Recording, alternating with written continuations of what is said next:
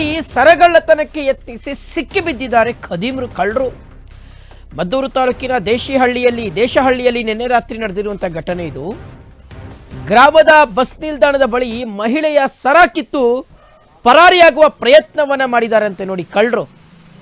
ವಿಳಾಸ ಕೇಳುವ ನೆಪದಲ್ಲಿ ಬಂದು ಮಹಿಳೆಯ ಬಳಿ ಇದ್ದಂಥ ಸರವನ್ನ ಕಸಿದು ಪರಾರಿಯಾಗುವ ಪ್ರಯತ್ನವನ್ನ ಮಾಡಿದ್ದಾರೆ. ಈ ವೇಳೆ ಸಾರ್ವಜನಿಕರ ಕೈಗೆ ಸಿಕ್ಕಿ ಬಿದ್ದಿದ್ದಾರೆ.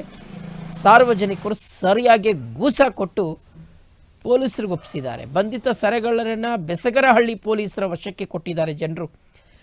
ಸರಗಳ್ಳತನದ ಯತ್ನದ ಮಾಹಿತಿ ತಿಳಿದು ಸ್ಥಳಕ್ಕೆ ಎಸ್ಪಿ ಭೇಟಿ ಕೊಟ್ಟಿದ್ದಾರೆ. ಬೆಸಗರಹಳ್ಳಿ ಪೊಲೀಸ್ ಠಾಣಾ ವ್ಯಾಪ್ತಿಯಲ್ಲಿ ನಡೆದಿರ್ತಕ್ಕಂಥ ಪ್ರಕರಣ ನೋಡಿ. ಇವರೇ ಮಹಿಳೆಯ ಬಳಿ ಅಡ್ರೆಸ್ ಕೇಳುವ ನೆಪದಲ್ಲಿ, ವಿಳಾಸ ಕೇಳುವ ನೆಪದಲ್ಲಿ ಬಂದಿದ್ದಾರೆ.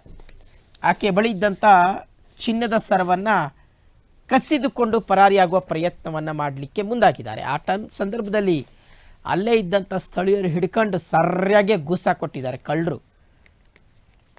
ದುಡ್ದು ತಿನ್ನೋದು ಬಿಟ್ಟು ಹೆಂಗಿದ್ದಾರೆ ನೋಡಿ. ದುಡ್ದು ತಿನ್ಬೋದು, ಗಟ್ಟಿಮುಟ್ಟಾಗಿರುವಂಥವ್ರು ಯುವಕರು ದುಡ್ದು ತಿನ್ನೋದನ್ನು ಬಿಟ್ಟು ಕಳ್ತನ ಮಾಡಲಿಕ್ಕೆ ಹೋಗಿ ಸಿಕ್ಬಿದ್ದಿದ್ದಾರೆ.